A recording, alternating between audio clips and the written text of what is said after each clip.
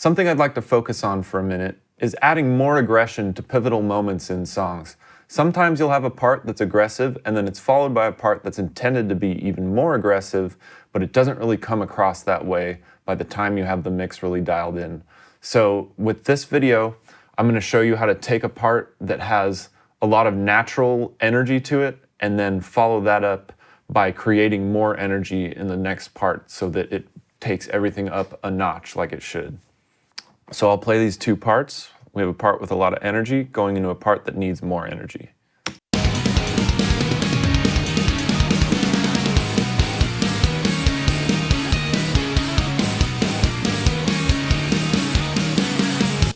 So you can hear there's that faster part and then it goes into the next part, and maybe it sounds like it's enough, but I don't feel like it's enough. I think we can make that second part even cooler. So the first thing I'm going to do is I'm going to create a bus or an aux send by hitting Shift Command N, selecting stereo, aux, create, and I'm going to call this aggressive drums. I'll call this whatever I want, but today we'll call it aggressive drums. And we're going to turn this all the way down, and we are going to send all the drum buses, the reverbs, the rooms, and the overheads to this bus. And we'll just put this on bus 53 and 54. I'm going to make it pre-fader. I'm going to match the mix by hitting Option Command H. And I need to send to send C. So see how it's matched my main fader mix. Now that I'm sending these tracks to bus 53 and 54, I'm going to make the input on the aggressive drums track 53 and 54. And as I turn this up, you'll notice that right now it's just a duplicate of the drum mix, and all it's going to do is raise the volume of the overall drums.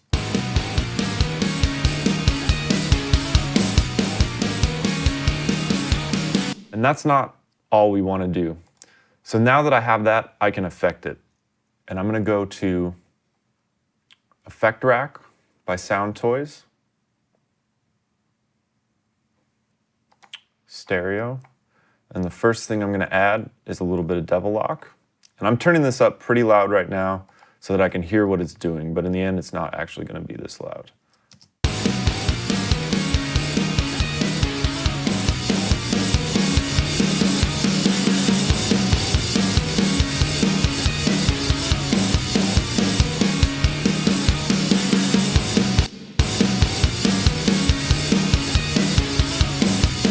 I want to get a little bit of pumping, but I also want to get a little bit of distortion going. So I'm going to add a decapitator. An Effect Rack is a really cool plugin that lets you put all of the Soundtoys plugins on one instance. So I'm putting all these separate plugins in their Effect Rack and using them as one single plugin here on my inserts.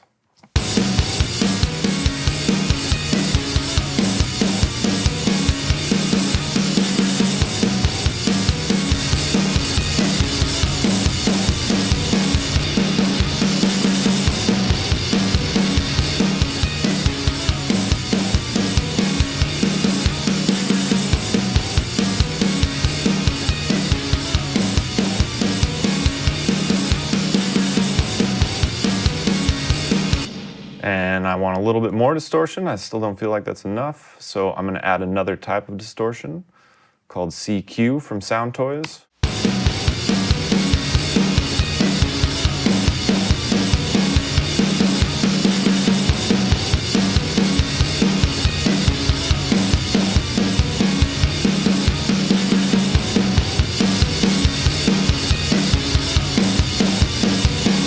So affected that it almost sounds reversed. So let's turn this all the way back down.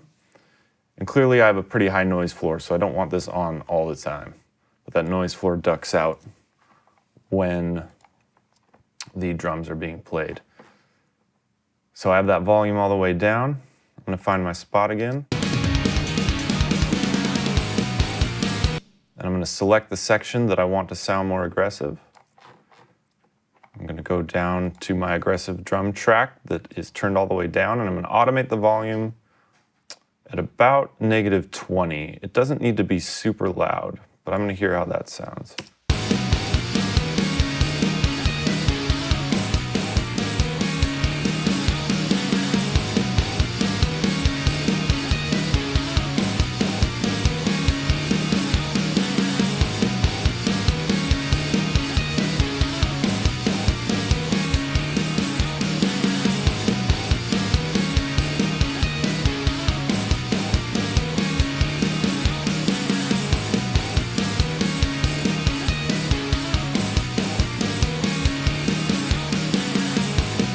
CQ was causing some problems, so I'm going to take that out. Obviously, it was phasing out a little bit, something about the way that plugin works, so we're going to get rid of that one.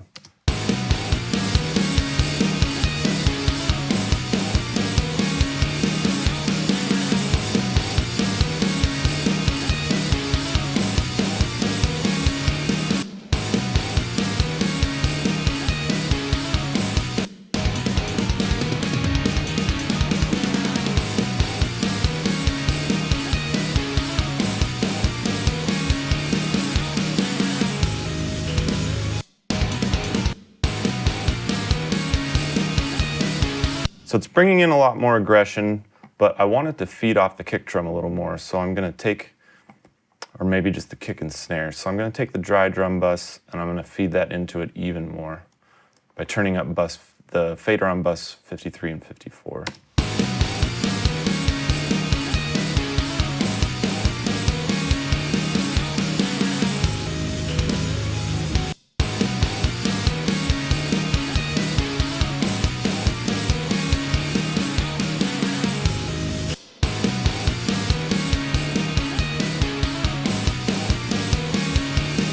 So now overall, it's a little bit loud, but we're really close to the intended effect.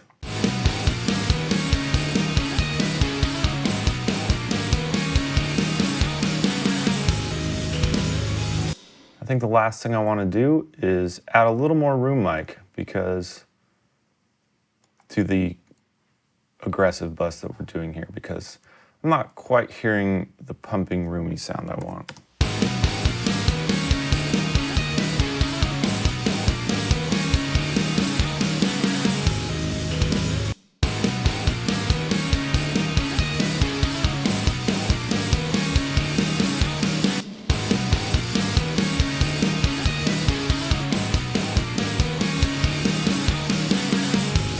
So now we have a much more aggressive drum section, and we'll play from the part before and hear how now, instead of staying linear, when that part changes, the aggression in the drums comes up and that part is even more aggressive, and the peaks in the right part of the song.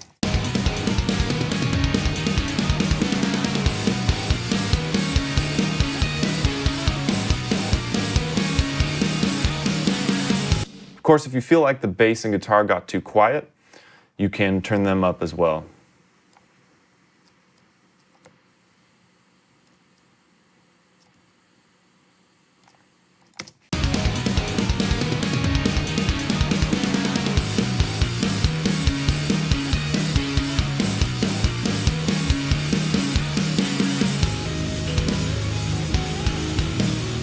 Now that part fits in with the rest of the song way better and has the emotion that it needs to convey.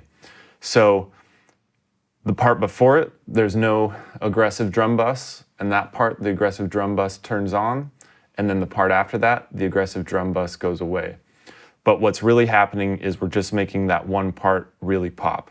And it's a little bit more than just turning up the volume on the drums. We're adding a lot more pumping and energy to that drum feel to make sure that that is the highest energy part of the song.